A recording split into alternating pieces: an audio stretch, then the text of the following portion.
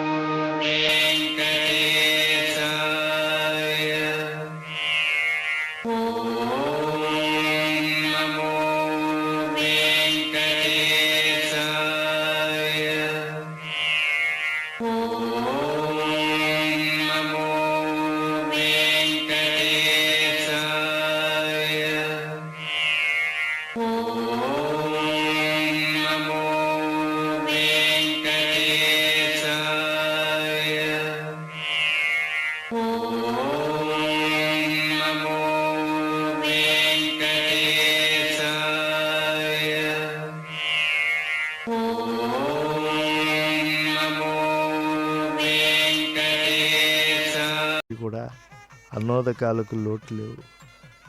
ఆయన యొక్క దర్శనం అటువంటిది, సకలార్థ సిద్ధితమైనటువంటిది, జ్ఞానప్రదాయకమైనటువంటిది. పైగా ఈ కొండ గరుడాచలం, గరుడు అమృతాన్నే తీసుకొచ్చినటువంటి వాడు. అమృతం వంటి ప్రసాద నిర్వహణ ఇక్కడ జరిగేట్లుగా చూడ్డ. కనకవర్ణం కలిగినటువంటిది ఈ కొండ అని శుద్ధ తత్వ స్వరూపులు తెలుసుకోగలుగుతారు.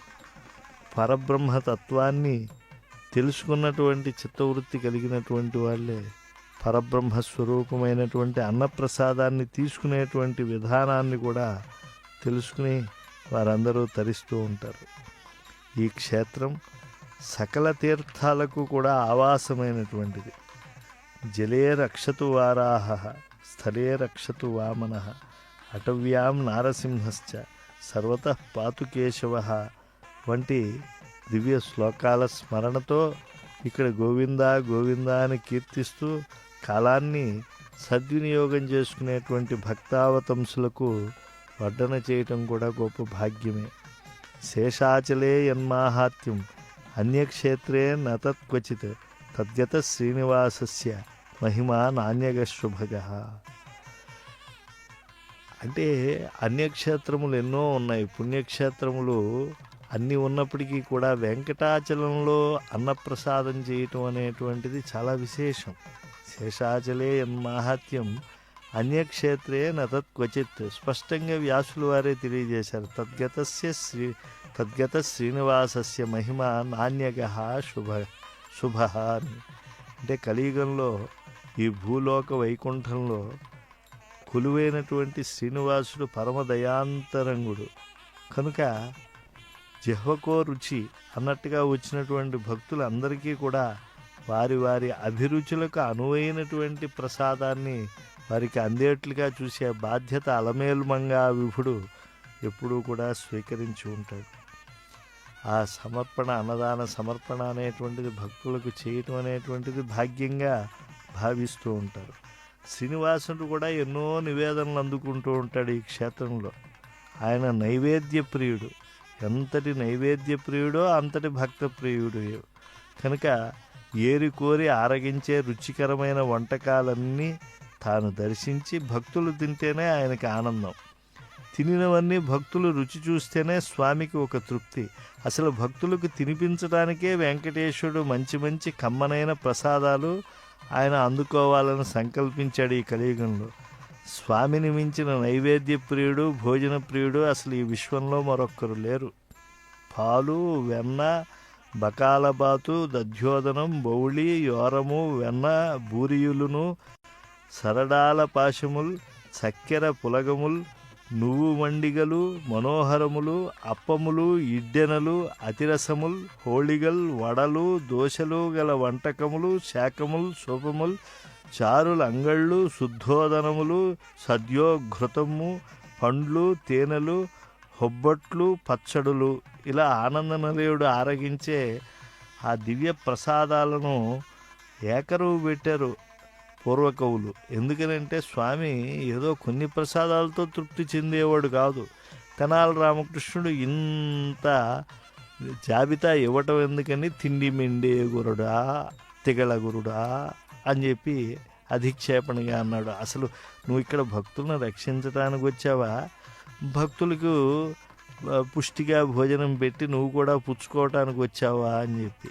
కనుక స్వామివారు అనేక నైవేద్య ప్రీతితో ఉన్నప్పటికీ కూడా ఆ పెట్టుబడిని ఆ స్వామి మనస్సులో ఉండేటువంటి దివ్యమైనటువంటి భక్తులకు అన్నప్రసాదం చేయాలి అనేటువంటి సత్యాన్ని రాజులు కూడా పూర్వం గ్రహించారు. అంటే ఈ ప్రజాప్రభుత్వాలు రాకముందు రాజులు ఇక్కడ ఎంతో మాన్యాలన్నీ కూడా దానాలు, భూరి విరాళాలుగా సమర్పించారు. 1515లో కృష్ణదేవరాయల వారు, 1545లో పెద తిరుమలాచార్యులు వారు స్వామివారి నివేదనలకు బోళ్ళని సమర్పించినట్లుగా మనకు తెలుస్తూ ఉన్నది. బ్రిటిష్ వారి